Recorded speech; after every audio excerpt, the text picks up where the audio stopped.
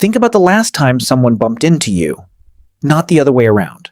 They walked into you, spilled something on you, interrupted you mid-sentence. And what came out of your mouth first? Sorry. Not them. You. If that sounds uncomfortably familiar, this video is about something most people never stop to examine. Because apologizing for everything is not a politeness habit. It is not a cultural quirk. According to psychology, it is almost always a survival strategy that was built so early and so quietly that it stopped feeling like a choice a long time ago. Here is what the research actually says about people who apologize for everything, and why the word sorry might be doing something far more complicated than you think. Number 1. The apology came before the self did. For most people who apologize compulsively, the habit did not start in adulthood. It started in a house where the emotional atmosphere was unpredictable, maybe a parent whose mood you had to read before you walked through the door.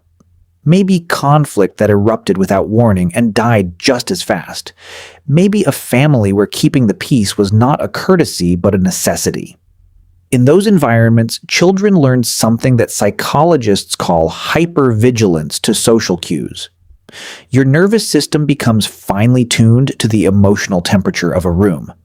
And sorry becomes a tool, not for admitting fault, for lowering the temperature, for making yourself smaller before anyone has the chance to react badly.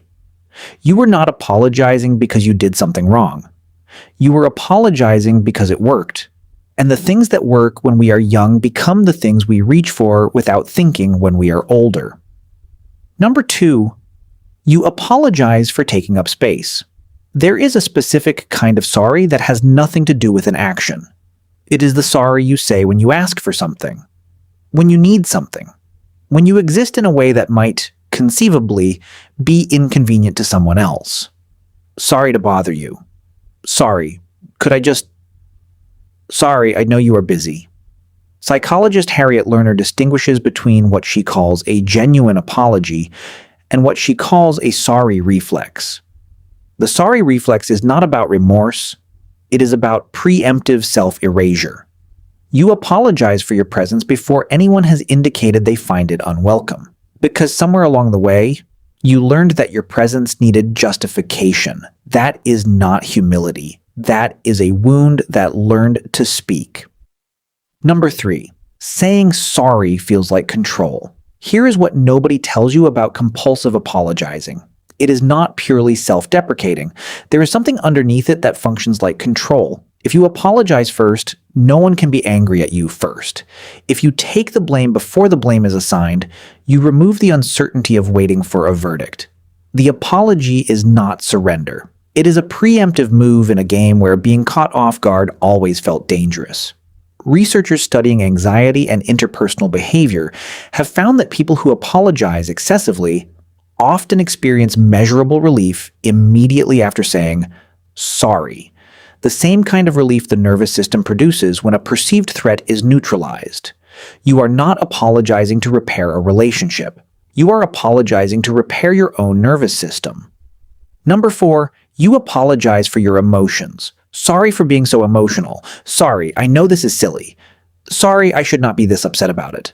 This is one of the most revealing patterns of all, because it means the apology has turned inward. Your feelings have been classified as a burden, and every time you feel something inconvenient, the reflex fires automatically.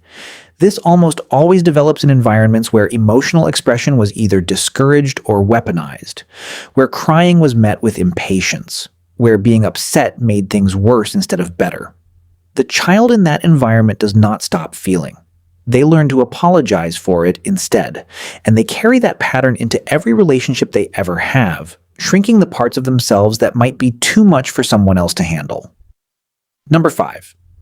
You struggle to accept apologies from others. When someone says sorry to them, compulsive apologizers deflect it immediately. Oh, it is fine. Do not even worry about it. Really, it was nothing.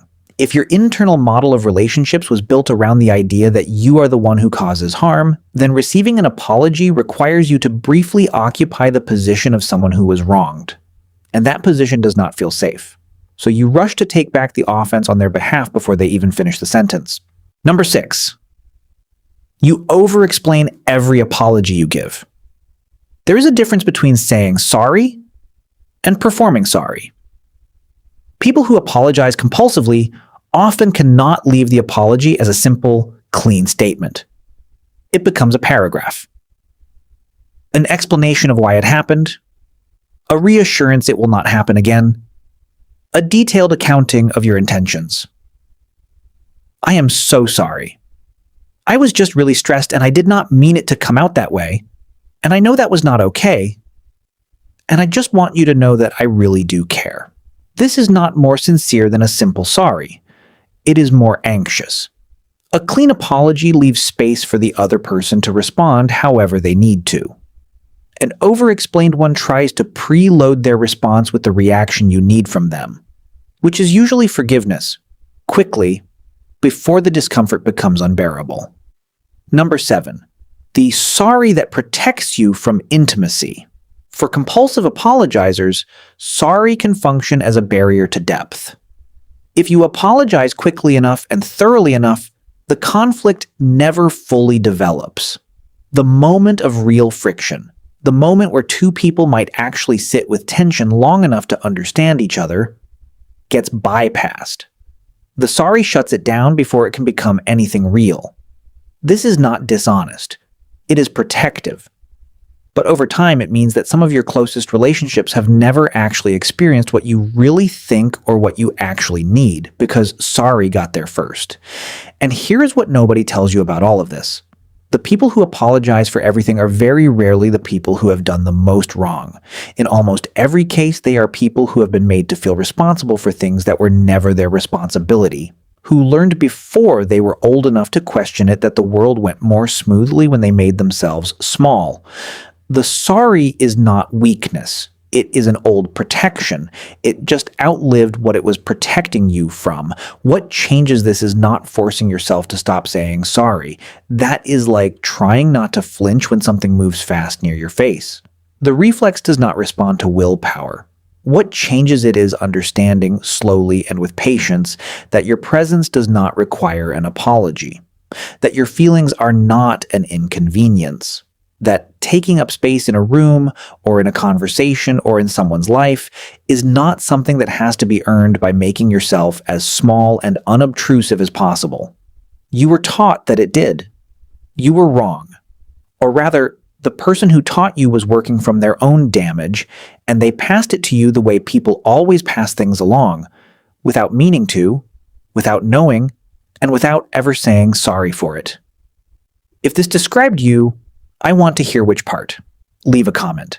I read them. And if someone in your life apologizes for everything, send them this, because there is a good chance they have never once thought about why.